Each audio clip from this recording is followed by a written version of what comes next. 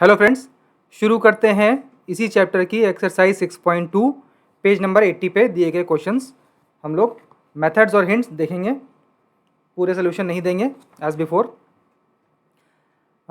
Lines and angles chapter 6 exercise 6.2 page number 80, methods और hints देखे जाएं। क्वेश्चन 1, आपको दिया हुआ line A B and C D are parallel and C D and E F are parallel and angle y और z, जो x y z तीन angle दिए हैं डायग्राम में, उसमें आपको y और z का रेशियो दिया हुआ है 3/7। Find x। पहले तो क्लियर हो जाएगी कि अगर ए बी और ई एफ दोनों ही लाइनें सी डी के पैरेलल हैं तो ए बी और ई एफ भी आपस में पैरेलल होंगी। ये हमने थ्योरम देखी थी कि दो लाइन्स अगर किसी तीसरी लाइन के पैरेलल हैं तो वो आपस में भी पैरेलल होती हैं। ये एक तरह से यूक्लिड का जो एक्सियम था कि दो क्वांटिटीज जब तीसरी के बराबर होती हैं तो वो दो आपस में भी बराबर होती हैं, उसकी कुछ सिमिलैरिटी है इसमें, कुछ उसकी सेम्बलेंस है। ठीक है, तो ये तीनों लाइंस पैरेलल हैं, तीनों म्यूचुअली पैरेलल लाइंस हैं और एक ट्रांसवर्स लाइन दी हुई है। और एंगल जो एक्स वाई और जेड मार्क किए हैं ब्लू में, जो क्वेश्चन में मार्क किए हुए हैं, उसमें वाई और जेड का रेशियो दिया हुआ 3/7। यहाँ पे मैंने रेड में वाई एंगल मार्क किया, ध्यान से देखें, ये वाई और वाई ऑल्टरनेट एंगल्स हो गए। लाइन सी डी और ट्रांसफर्स के इंटरसेक्शन पे जो बनने वाले ऑपोजिट एंगल्स हो गए वाई एंड वाई हो गए opposite angles, not alternate, misprinting है। वाई और जेड का रेशियो 3/7 दिया हुआ है, तो वाई और जेड को आप रेस्पेक्टिवली 3k और 7k ले सकते हैं। वही ratio is a relative value, और रिलेटिव वैल्यू से जब एब्सोल्यूट वैल्यू निकालनी होती है तो कोई एक फैक्टर ले लिया जाता है, जैसा हम लोग पहले क्वेश्चन में भी करते थे। तो y और z for some number k will be absolute value होगी 3k और 7k। अब y और z देखिए, CD और EF पे बनने वाले इंटीरियर एंगल्स हैं, और हमने समरी एंड रिवीजन में देखा था कि interior angles for parallel lines add to 180।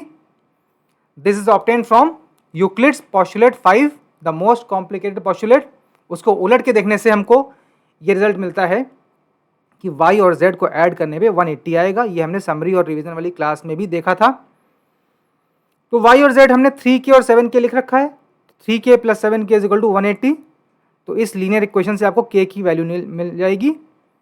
फिर k मिलते ही आपको y और z भी प्राप्त हो जाएगा, क्योंकि y है 3k, z है 7k। Again line A B और सी डी में देखिए, इंटीरियर एंगल्स हैं x और y, इनका भी टोटल 180 होगा।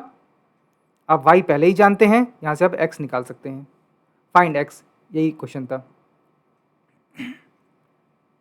Question 2, A B parallel to C D है और E F perpendicular to C D है। एंगल जी ई डी जो ऑब्ट्यूस एंगल है, जी ई डी एंगल्स को कैसे पढ़ा जाता है?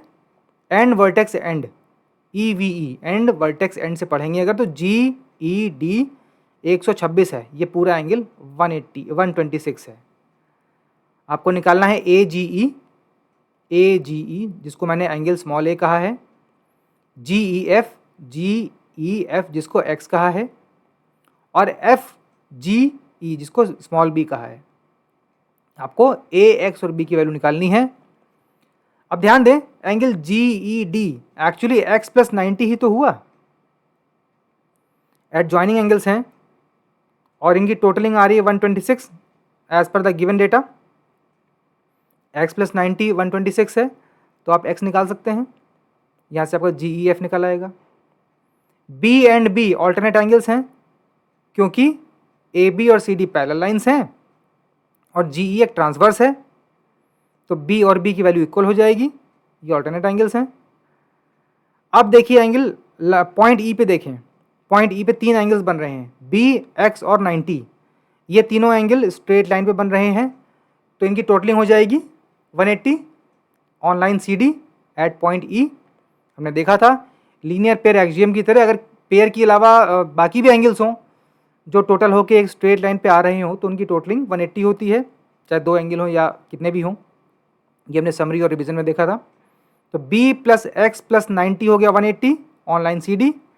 यहाँ पे आप x पहले निकाल चुके हैं, यहाँ से b निकाल लीजिए। b क्या है? एंगल एफ जी ई, ये डिजायर्ड एंगल था। अब ए और बी देखिए, ए बी और सी डी लाइन को देखिए और जी ई ट्रांसवर्स को देखिए। यहाँ पे ए बी या तो इंटरनल हो गए या फिर आप पॉइंट जी पे देख लें, ए और बी आपको लीनियर पेयर नजर आ जाएगा। A B are linear pair axiom से पॉइंट जी पर लाइन ए बी पर एडअप होके 180 देंगे आपको। आप बी ऊपर निकाल चुके हैं, ए प्लस बी 180 रखिए, ए निकल आएगा। तो यहाँ से आपके ए बी एक्स तीनों आ गए। क्वेश्चन 3,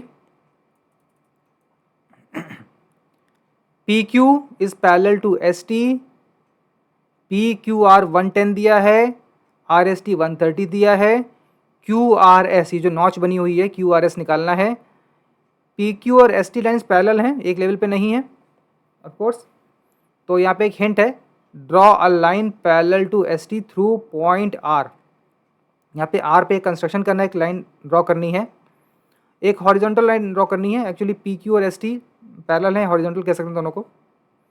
तो कंस्ट्रक्शन ये रहा, आप आर पे एक ब्लैक लाइन कंस्ट्रक्शन लाइन करेंगे और आपको एक्स की वैल्यू निकालनी है, डिजायर्ड एंगल एक्स है। ध्यान दें, ये ब्लैक लाइन पी क्यू के भी पैरेलल हो गई और एस टी के भी पैरेलल हो गई। तो पी क्यू और ट्रांसवर्स क्यू आर को देखेंगे तो ए और 110 ये इंटीरियर एंगल्स हैं, इनका टोटल हो जाएगा 180। यहाँ से आप ए निकाल लेंगे।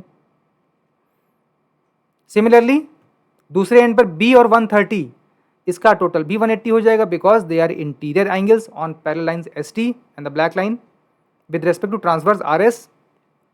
यहाँ से आप बी निकाल लेंगे। तो ए और बी आपने निकाल लिया ऊपर के दो इक्वेशन से। अब पॉइंट आर को देखें, पॉइंट आर पे 3 एंगल्स बन रहे हैं, तीनों एडजॉइनिंग एंगल्स हैं और स्ट्रेट लाइन पे आ रहे हैं, जो ब्लैक लाइन है। ए एक्स एंड बी, इन तीनों का टोटल 180 होगा, जिनमें से आपको 2 पता है तो आप एक्स निकाल लेंगे।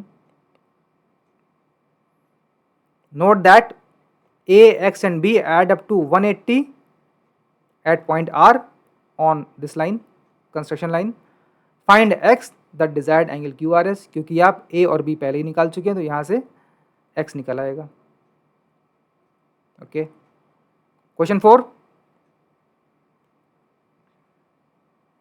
Question 4 is A B parallel C D है, ए पी क्यू 50 दिया हुआ है, पी आर डी 127 है, फाइंड एक्स एंड वाई। आप सीधा ही ऑब्जर्व करें, एक्स और 50 ऑल्टरनेट एंगल्स हैं। हमने देखा था समरी एंड रिवीजन में कि पैरेलल लाइंस पे ट्रांसवर्स द्वारा बनाए गए ऑल्टरनेट एंगल्स की वैल्यू बराबर होती है, इसका प्रूफ भी देखा था। तो एक्स स्ट्रेट अवे 50 हो जाएगा। और अब 50 plus y and 127, 50 plus y and 127 are alternate angles, obtuse हैं। लेकिन देखा था हमने ऑल्टरनेट एंगल्स में जो एक पेयर एक्यूट का बनता है, एक पेयर ऑब्ट्यूज का बनता है, ये हमने समरी और रिवीजन वाले क्लास में देखा था। तो in nutshell 50 plus y is equal to 127, यहाँ से आपका वाई आ जाएगा। Obtuse angle pair, alternate angles में 2 एंगल बनते हैं, 2 पेयर बनते हैं, एक एक्यूट पेयर बनता है, एक ऑब्ट्यूज बनता है। तो ये ऑब्ट्यूज पेयर हो गया। 50 plus y is equal to 127, यहाँ से वाई निकाल लेंगे। एक्स स्ट्रेट अवे 50 के बराबर आ जाएगा। क्वेश्चन 5 अच्छा क्वेश्चन है, थोड़ा साइंस का एप्लीकेशन है, फिजिक्स का। ये 2 मिरर हैं, P Q and R S are 2 mirrors placed parallel to each other and incident ray A B, एक प्रकाश की किरण है, आपाती किरण इंसिडेंस रे बी पे इंसिडेंस होता है इसका, फिर रिफ्लेक्ट होकर जाती है सी पे, फिर फर्दर सेकेंड रिफ्लेक्शन होता है by this mirror, second mirror, और finally ray C D create होती है। ए से आई बी पे गिरी, फिर रिफ्लेक्ट होकर सी पे आई, फिर फर्दर रिफ्लेक्शन हुआ डी पे आई। 2 रिफ्लेक्शन हो रहे हैं, एक रिफ्लेक्शन पॉइंट बी पे हो रहा है by mirror 1 by mirror P Q, और दूसरा रिफ्लेक्शन हो रहा है पॉइंट सी पे बाय मिरर आर एस। तो प्रूव करना है कि इंसिडेंस वाली रे और second reflected ray C D are parallel. Prove that A B is parallel to C D, ये पैरेलल का चिन्ह है जो डबल वर्टिकल लाइन से पैरेलल लाइंस को दर्शाया जाता है। Prove that A B is parallel to C D. तो पहले तो हम रिफ्लेक्शन को समझ लें, साइंस में हो सकता है पढ़ लिया हो आपने, तो रिफ्लेक्शन की जो ज्योमेट्रिकल एस्पेक्ट्स हैं उसको समझ लिया जाए। Let us study the geometry behind reflection, understanding geometry of reflection. आने वाली रे को इंसिडेंट रे कहते हैं, आपाती किरण, और रिफ्लेक्शन के बाद जो रिफ्लेक्ट होती है उसको, ये हो गई रिफ्लेक्टेड रे, परावर्तित किरण। तो इंसिडेंटल रे और रिफ्लेक्टेड रे जिस पॉइंट से रिफ्लेक्ट होती हैं उस पॉइंट पे एक परपेंडिकुलर लाइन खींची जाती है मिरर की सरफेस पे, मिरर पे एक परपेंडिकुलर लाइन खींची जाती है, और ये रिफ्लेक्शन की प्रॉपर्टी है कि इंसिडेंट रे का नॉर्मल से जो एंगल में, उसको हम नॉर्मल कहते हैं, इस लाइन को, इस परपेंडिकुलर लाइन को नॉर्मल कहा जाता है, नॉर्मल। तो रूल ये है रिफ्लेक्शन का कि angle of incidence which is angle between incidental ray and the normal is equal to angle of reflection which is angle between reflected ray and the normal. और ये तीनों ही लाइंस, इंसिडेंटल रे, नॉर्मल और reflected ray, एक ही plane में होती हैं, the plane containing the mirror. जो मिरर को एक लाइन द्वारा प्रोजेक्ट किया गया है, ये चारों लाइन एक ही समतल में होती हैं। हाँ, तो ये एंगल जो इंसिडेंटल रे और रिफ्लेक्टेड रे है, ये नॉर्मल से बराबर एंगल बनाती हैं, या यूं कहें कि इनके बीच के एंगल को नॉर्मल रे बाइसेक्ट करता है, समद्विभाजित करता है। तो I इक्वल टू आर, ये प्रॉपर्टी है रिफ्लेक्शन की, ये फिजिक्स की प्रॉपर्टी है, ये आप लोग पढ़ेंगे, इसको हम लोग इस्तेमाल ज्योमेट्री में करेंगे। I is equal to r, this is property of reflection, so we are understanding geometry of reflection. इसके आधार पे ही ये क्वेश्चन हल किया जा सकता है। इंसिडेंटल रे और रिफ्लेक्टेड रे का जो भी एंगल होता है उसको नॉर्मल द्वारा बाइसेक्ट किया जाता है। नॉर्मल क्या होता है? Normal is the line perpendicular to mirror passing through point of incidence of ray of light. जो पॉइंट ऑफ इंसिडेंस है, जिस पॉइंट पर रे आ रही है उस पर परपेंडिकुलर खींचने को, उसको हम लाइन को नॉर्मल कहते हैं, नॉर्मल लाइन कहते हैं। ये शब्द बहुत आएगा अभी आगे, नॉर्मल। अब देखते हैं क्वेश्चन में किसको कैसे अप्लाई करना है। Drawing normals at point of incidence B and C. यहाँ पे दो जगह इंसिडेंस हो रहा है, मिरर पी क्यू पे इंसिडेंस बी पे हुआ और मिरर आर एस पे इंसिडेंस सी पे हुआ। तो दोनों ही पॉइंट्स पे हमने नॉर्मल लाइंस ड्रॉ की, ब्लैक वर्टिकल लाइंस। अब रिफ्लेक्शन की रूल है कि यहाँ पे भी दो एंगल बराबर बनेंगे पॉइंट बी पर, पहली इंसिडेंस और पहली रिफ्लेक्शन। और पॉइंट सी पे जो इंसिडेंस लाइन है वो पहली रिफ्लेक्टेड लाइन, अब वो यहाँ के लिए इंसिडेंस लाइन बन गई, line of incidence. Point B पे जो रे रिफ्लेक्ट हुई, अब वो दूसरे मिरर के लिए रे ऑफ इंसिडेंस बन गई। अगेन यहाँ वाले रिफ्लेक्शन को देखिए, अगर पॉइंट सी पे होने वाले रिफ्लेक्शन को, तो हम पाएंगे अगेन ये नॉर्मल इन एंगल, इस एंगल को डिवाइड करेगा तो दो एंगल y और y बन जाएंगे। At points of incidence b angle x x बनेंगे, प्रॉपर्टी ऑफ रिफ्लेक्शन है। And again at point of incidence c angles y y बनेंगे, ये रिफ्लेक्शन की प्रॉपर्टी है। PQ और RS सिमिलर मिरर हैं और पैरेलल रखे हुए हैं, तो रिफ्लेक्शन की रूल दोनों पर अप्लाई होंगे इक्वली। यहाँ पे भी दो एंगल x x बनेंगे, x मतलब दो वैल्यू सेम है x और x, यहाँ पे दो वैल्यू y और y बन जाएंगी, क्योंकि रिफ्लेक्शन का रूल है कि नॉर्मल लाइन जो होती है वो इंसिडेंस और रिफ्लेक्टेड रे को की एंगल को बाइसेक्ट करती है। आगे, normals are mutually parallel which means x equal to y being alternate angles on transversal BC। अब नॉर्मल्स भी अपने आप में पैरेलल हो जाएंगे, क्यों? ध्यान से देखें, दोनों मिरर हॉरिजॉन्टली रखे हैं, आपने एक नॉर्मल यहाँ डाला, एक नॉर्मल इस पे डाला, तो एक्चुअली ये दोनों लाइंस दो हॉरिजॉन्टल लाइन पे परपेंडिकुलर हैं, यानी ये दोनों नॉर्मल लाइंस वर्टिकल्स हो गए और दो वर्टिकल लाइंस म्यूचुअली पैरेलल होती हैं। तो ये जो ब्लैक रेज हैं, जो ब्लैक रेज नहीं ब्लैक लाइंस हैं, एक्चुअली जो नॉर्मल को दर्शाती हैं, चूँकि मिरर्स पैरेलल हैं इसलिए ये नॉर्मल्स भी म्यूचुअली पैरेलल हो जाएंगे। जैसे ही ये पैरेलल हुए, आप देखिए इन पैरेलल लाइन पे अगर BC ट्रांसवर्स को ऑब्जर्व करें तो एंगल x और y ऑल्टरनेट एंगल नज़र आएंगे आपको, ये एंगल x और ये एंगल y, तो x और y बराबर हो जाएगा। अब आप पैरेलल लाइंस ब्लैक लाइन को देखें, ये ब्लैक लाइंस पैरेलल हैं और लाइन BC इनकी ट्रांसवर्स है, जहां आपको दो ऑल्टरनेट एंगल्स नजर आएंगे एक्स और वाई, और हमने समरी एंड रिवीजन में देखा था कि ऑल्टरनेट एंगल्स बराबर होते हैं। This is property of parallel lines. तो एक्स इक्वल टू वाई हो जाएगा। Normals are mutually parallel, which means x and y are equal, being alternate angles on transversal BC.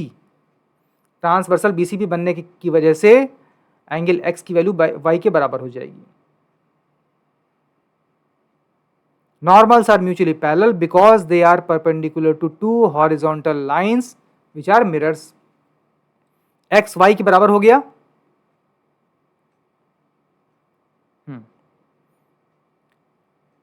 Angle ABC 2x है और angle DCB 2y है। तो जब x और y बराबर हो गया तो 2x और 2y भी बराबर हो जाएगा। तो क्लियरली ABC और DCB की वैल्यू बराबर हो जाएंगी। 2x equal to 2y alternate angles. अब देखिए यहां पे अगेन, अब विजुलाइज कीजिए। 2x 2y हो गया और BC ट्रांसवर्सल लाइन नजर आ रही है। Observe equal alternate angles ABC and DCB with respect to transversal BC line, which implies what? इस चित्र में अगर BC एक ट्रांसवर्सल लाइन है और ऑल्टरनेट एंगल्स कुछ इस तरह है कि उनकी वैल्यू बराबर आ गई, तो what can you say about AB and CD? They have to be parallel. Observe equal alternate angles.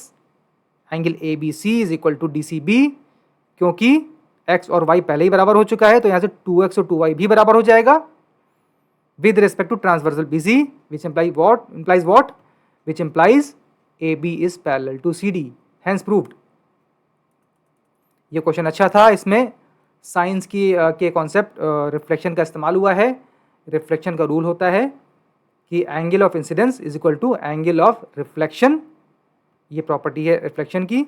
आप इसको साइंस में, फिजिक्स में आगे पढ़ेंगे। फिजिक्स की एक शाखा होती है लाइट रे ऑप्टिक्स, इसको ज्योमेट्रिकल ऑप्टिक्स भी कहते हैं, किरण प्रकाशिकी। इसमें आप ज्योमेट्री पढ़ेंगे, ज्योमेट्री के कंसेप्ट्स को बहुत इस्तेमाल करेंगे और लाइंस और एंगल्स को का बहुत ज़्यादा एप्लीकेशन आएगा। तो ये एक झलक है उन सवालों की।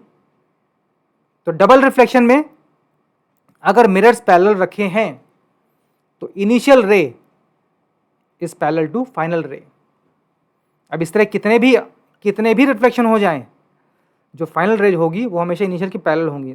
10-12 रिफ्लेक्शन भी हो जाएं, क्योंकि मिरर्स पैरेलल हैं। तो आप करके देखिएगा, ये आप फर्दर ड्रॉ कीजिए इसको आगे। अगर और पॉइंट्स पे आप रिफ्लेक्शन कराते जाएंगे तो दूसरी, तीसरी, चौथी ये सारी रेज पहले के पैरेलल आएंगी। Basically even number rays will be parallel, first, second, third. हाँ, 1 इज पैरेलल टू 3। फाइन। तो ये एक्सरसाइज भी यहाँ पे समाप्त होती है। ये क्लास और ये चैप्टर इज़ ओवर नाउ। अब अगले क्लास में हम लोग अगले चैप्टर को लेंगे। लाइंस एंड एंगल्स का ये चैप्टर पूरा होता है। हमने इसमें थ्योरी पढ़ी, समरी एंड रिवीजन देखा और एक्सरसाइजेस की।